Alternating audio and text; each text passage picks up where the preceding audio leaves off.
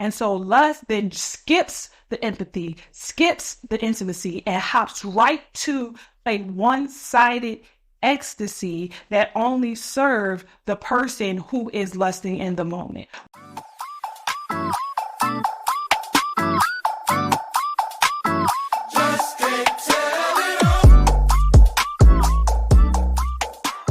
Welcome back to Dairy Discussions, where we keep it real, raw, and righteous. It's your girl, Broaddus-Smith, the #1 Christian sexologist and your favorite girlfriend.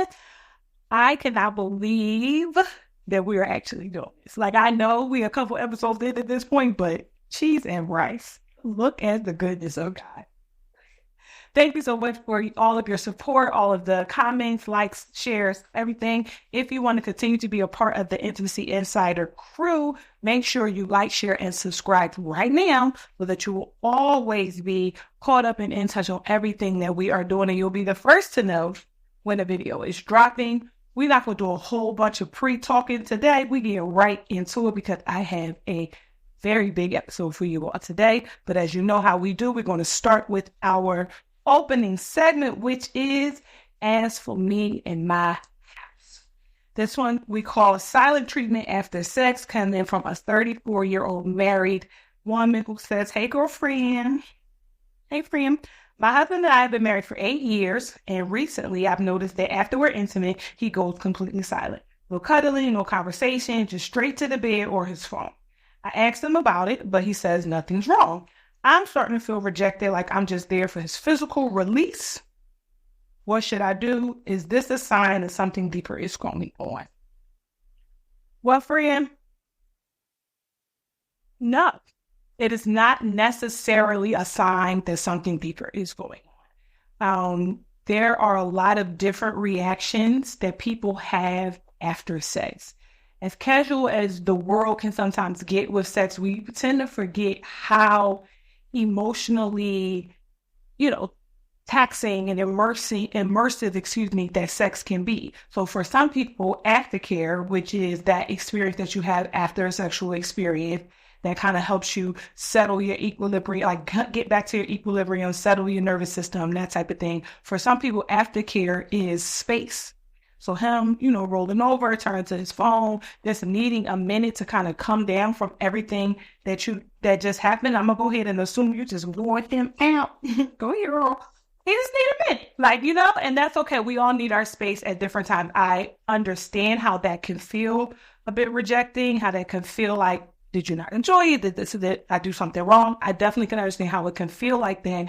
But if your husband has never given you any other reason to think that anything is wrong, if you never had any other suspicions that there is some kind of disconnect between you and him, then there's no reason for you not to trust his word when he says something is wrong. Like for some people, for your aftercare, it seems like you would prefer cuddling. You would prefer some other type of connection. You prefer, what I like to call ESPN 30 for 30. Like we want to go for the play by play. What was your greatest play? What were some things that we could have done better? What worked? What didn't work? But some people not like that. Some people just need a minute. Now, as for me in my house, what I would do is continue to have the conversation about how it makes you feel. Like I know you said that you asked him what's wrong, but have you specifically said that I feel rejected after the fact, and try to see if you can find a compromise where you both get that kind of aftercare experience that you need after, and what I'm assuming is an amazing sexual experience.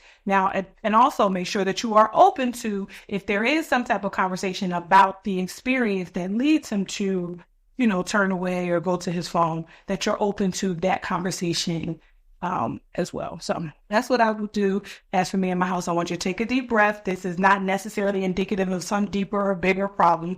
We all just flow a little different. After orgasms can take a lot out of people. And sometimes we just need a minute. Sometimes we just need a minute. So that's what I would do there in my house. All right. Thank you for your questions. Keep coming, keep submitting them, keep sending them in.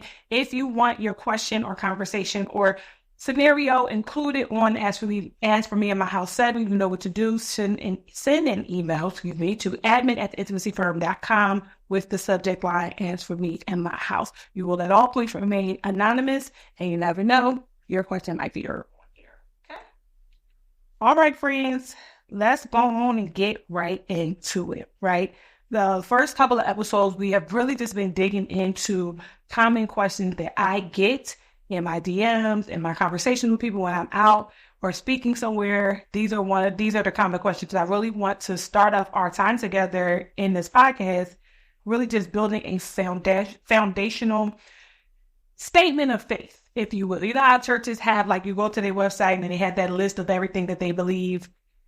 We want to have that established here because we are growing as a community. The Intimacy Insider is just not some cute name that we call you. We are really going inside of God's heart for sex, intimacy, and relationships. And so we got to grow.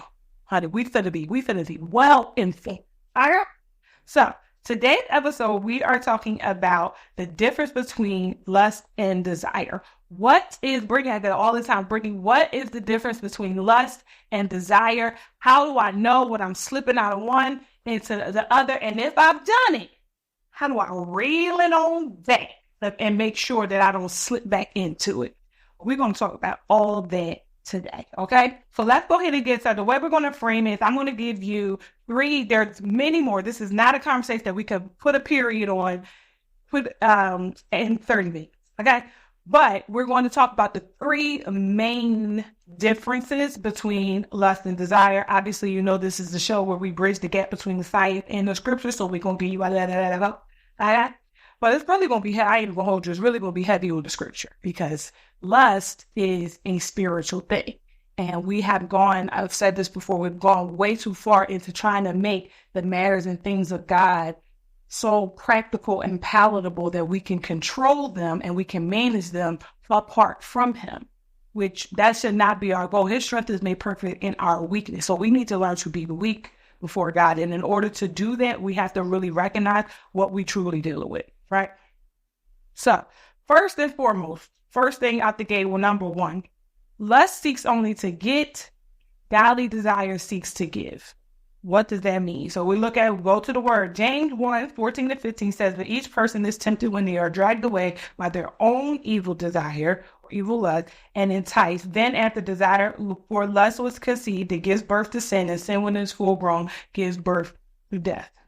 So when we talk about evil desire, then this is, I think this is the CSV translation. So we're going to look at the ESV translation. First, we got to recognize that there is the start from the source. God gave us our desires. Having a godly desire is a thing that we were born with.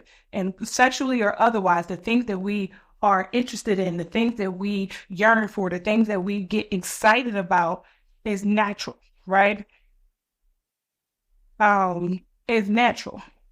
But then lust is that thing that is an excessive distortion of the natural thing that God designed. And it is those unnatural lusts or things that are inside us that kind of pulls us away from what God would have, right? God's desire seeks to serve, seeks to give, right? That means it aligns with his will. It aligns with things that lead to life and health and abundance and growth and righteousness. They are not selfish things. They are harmful things, but they seek to serve others in love and respect. So what does that mean, right? When we think about our godly desires, we think about attraction, we think about arousal, we think about things that turn us on. Now, I didn't do anything about this. I was just walking down the street, minding my business. The man of God walked by me with that creed on, and I was like, and, you know,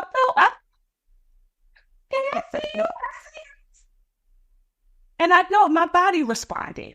You know, I felt some things, right? I didn't do anything about it. I wasn't meditating on nothing. I wasn't ruminating on any thoughts. It just happened. And for a lot of us, the confusion comes in because we feel convicted because we've seen somebody, a man or a woman, walk past us and we're attracted to them. There are even teachings that say we should not look at anybody of the opposite sex. And the scripture says, you should not look upon a woman lustfully. It doesn't say don't look at her at all. It says don't look upon her lustfully. And the difference between the thing that naturally happens, like that mechanism that was gifted to you from God, and I'm looking at my phone because this is where my notes are, is that lust is that, and that as described in that scripture as that evil desire, it drags you away from the natural things. It entices you in a way that ultimately leads to sin, even if you do not physically do anything,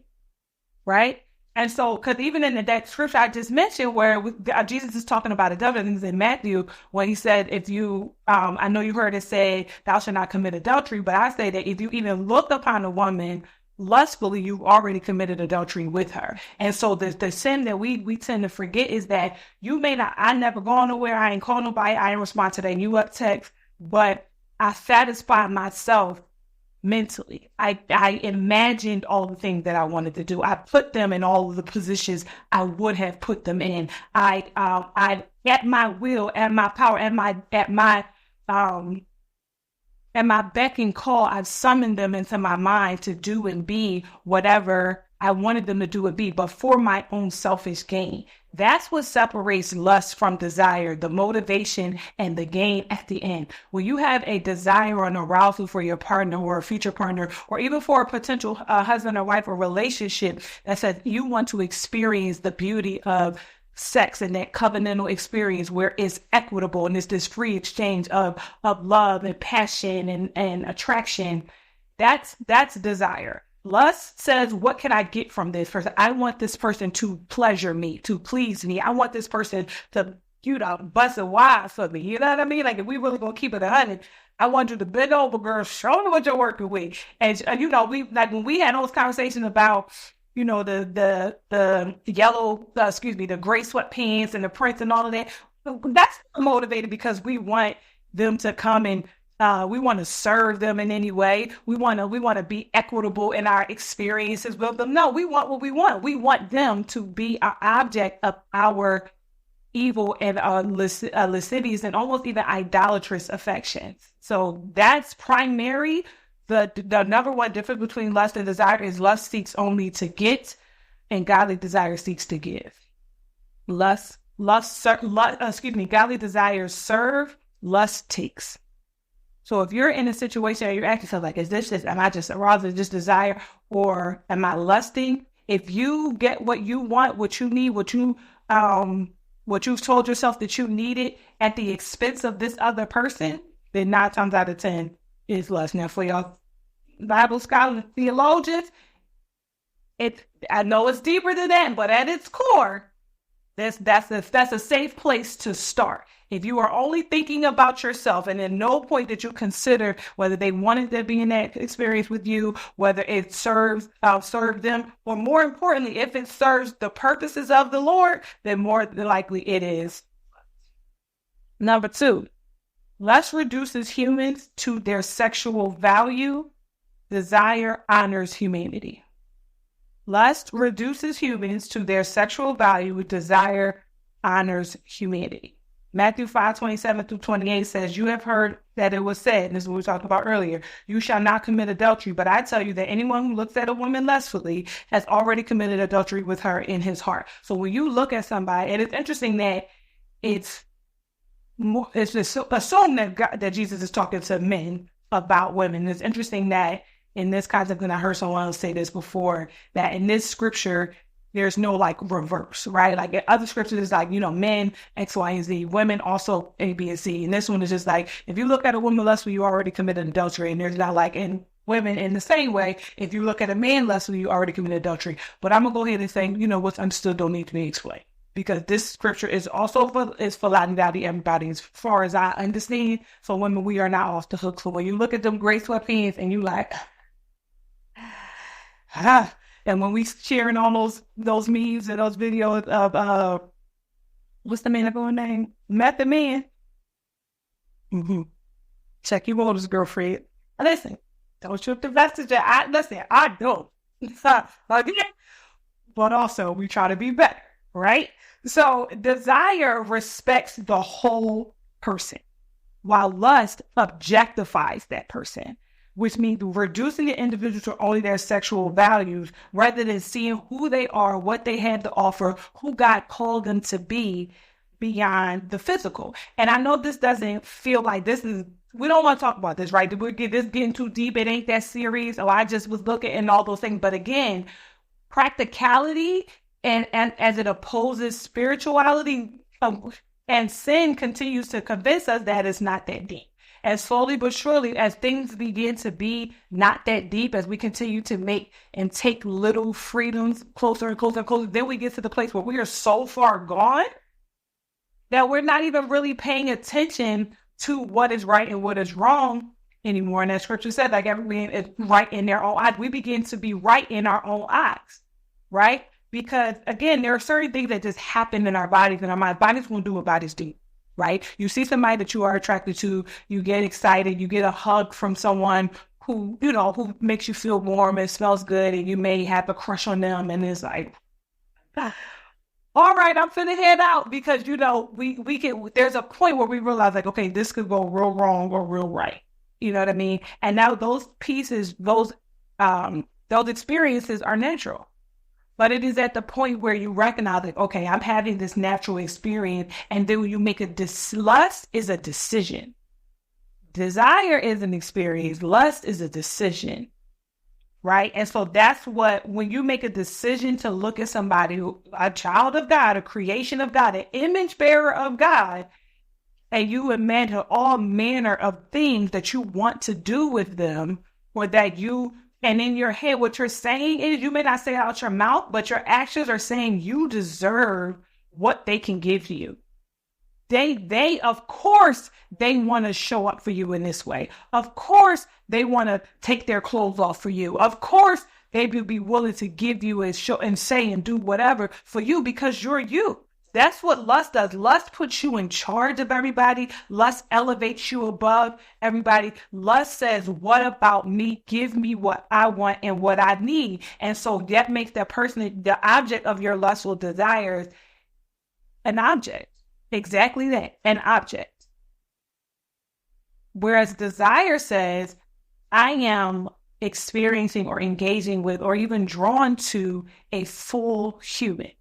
And I say this, this kind of like formula, if you will, when I'm talking with couples, that empathy leads to intimacy, which leads to ecstasy.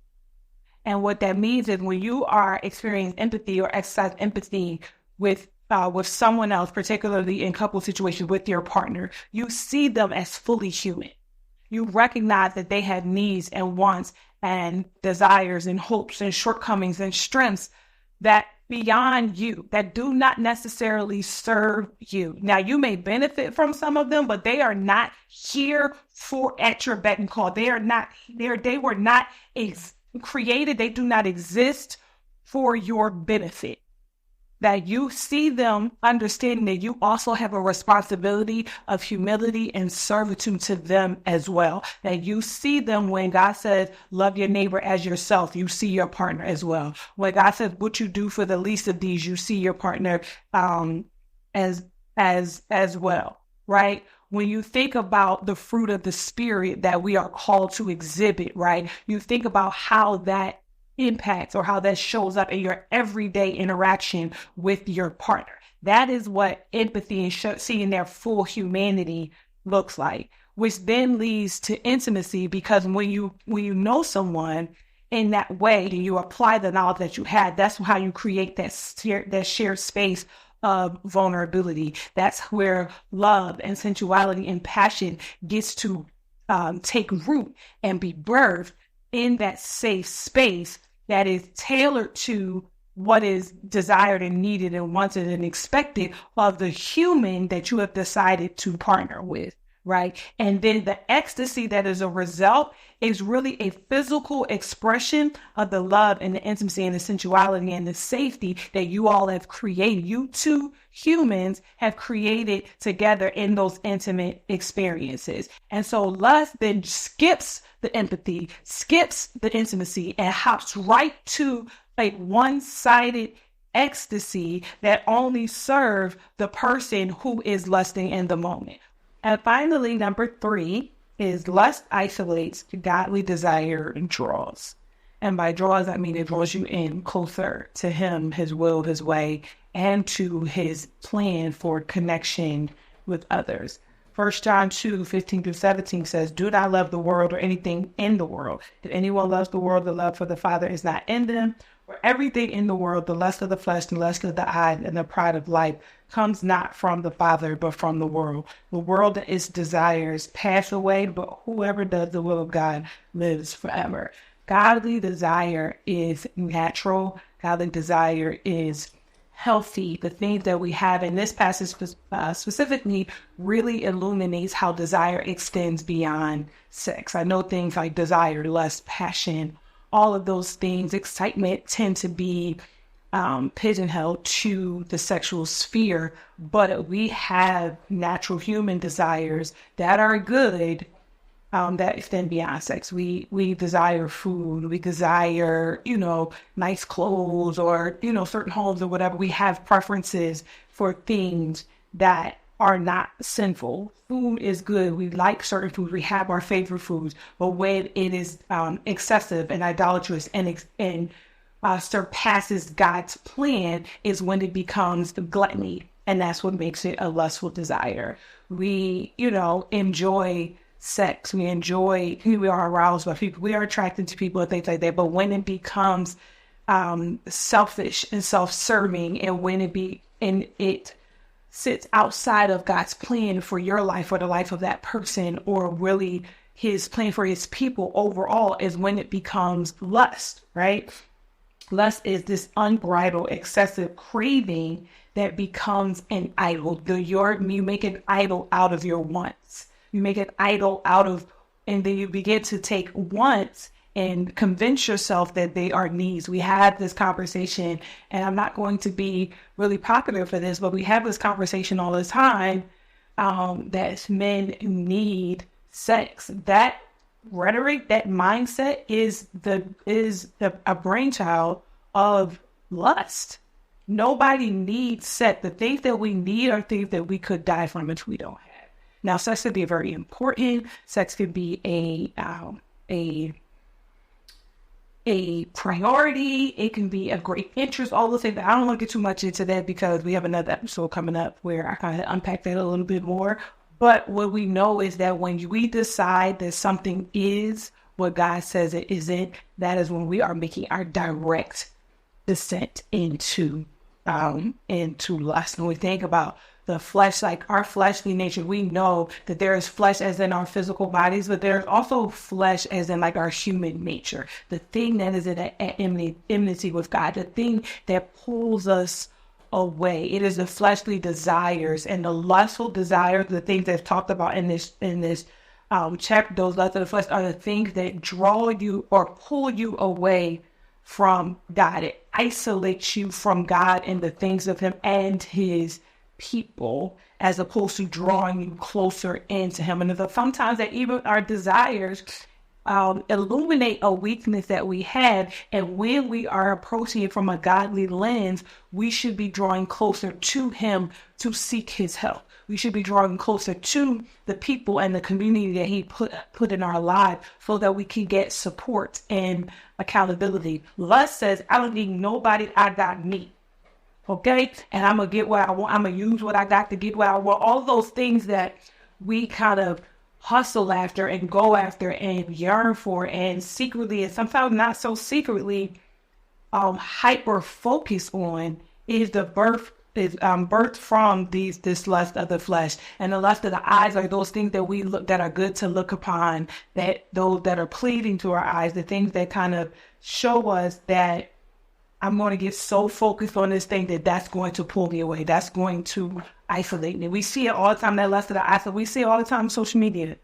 And everybody who's curing this special life, this beautiful life, this viral life. And the lust of the eye is the thing that kind of draws us into covetousness, into jealousy, into envy, into all those things. That why them and not me? That's that kind of lust of the eye thing that sometimes even manifests itself in sexual desire. You see something, you want something, and lust tells you that you deserve it. Lust tells you that why would they not show it for you? Why would they not give it to you? Why would they not want you how you want them? right? And you can be lustful even in your low self-esteem, because there's somebody right here watching is like, I don't talk like that. Like, I'm not that kind of, but even in your lust, because you have low self-esteem in the natural, it is your lustful desire that bigs you up and makes you feel like you can have what you couldn't have in real life, or what you believe you couldn't have in real life. Right? And so then the pride of life, we know, is this idea that it's the desire to be in charge, to not need. It's the idea that we've convinced ourselves that we don't really need God, right? So the lustful desire that puts you in charge of everything, puts you in charge of your own life, flips the idea that you could ever be strong from his strength being made perfect in our weakness, to this idea that you could ever achieve a place where you are so strong that you would never need him, right? And that is where really, when we think about what we talked about a couple episodes ago, we talk about Eve in the garden when Satan said to them, "Oh, God don't want you to eat from that fruit because he don't want you to be like him." And and that's a lot of that pride of life, and that desire for control is what led the enemy to get kicked out of heaven. And he kind of tried to stoke that same kind of thought process up in Eve. And, unfortunately she fell for it, but we all fall for it. We all fall for it when we let our ambitions supersede his will. When we let our desires become excessive and become our idols, right? When we don't surrender those things to him and say, God, nevertheless, thy will, not my will, be done, right? That's where the lust of the flesh, the lust of the eye, and the pride of life overtake us. And we are drawn into or pulled into isolation, or led into isolation by our own evil desires, by our own evil lusts, right? So again, like I said earlier, how do I know which one is which? 9 times out of 10, if it's self-serving at the expense of others, outside of or aligned with God's will, or at any point outside of aligned with God's will, that's how you know you're teetering over, if not pitched your tent over in lust. And he is faithful and just to forgive and to cleanse you from all unrighteousness. You just got to be willing, because what he needs, he's not looking for perfection. He's actually looking for you. He's not looking for you to be strong. He's looking for you to be weak, and he's looking for you to be wise. And wisdom says, Lord, I can't do this without you. So how do we pull back from lust and find ourselves stewarding those God-given desires well? We have to surrender it all to him. That's it. Surrender it to him. We have to lay it at the altar and actually leave it there and not pick it back up when we go back, because lust convinces that if you try again, you'll get it right this time. Lust convinces you that it's not even anything that you need to be delivered from. Lust convinces you that there's something that you can purchase, or that you can achieve, or that you can experience that will kind of satiate you. But the thing is that lustful desires are never satisfied. They're never, ever satisfied. The once you get one, it's just like, I hate to say this because then people will that's a slippery slope into sex being an addiction, which is a whole nother conversation. But once you give it a little bit, it's going to continuously want more, and you're going to go further to get it, and you're going to be willing to make more compromises to get it. Human, natural, God-given desire doesn't cause you to have to sacrifice anything negative or risk any negative experiences to achieve. So I hope that this was clear for you. Please be sure, whatever question, comments, concerns, anything that you want me to clarify, make sure you drop this in the comments. Make sure, like I said, you like, share, and subscribe for more conversations like this, more daring discussions like this one with me, Brittany Broaddus-Smith, the #1 Christian sexologist and your favorite girl, friend. Make sure you tune in next Tuesday and every additional Tuesday, not every other because it's a weekly thing, every additional Tuesday for daring discussions just like this. And make sure you tag a friend who needs to have this conversation. All right? Bye. See you next week.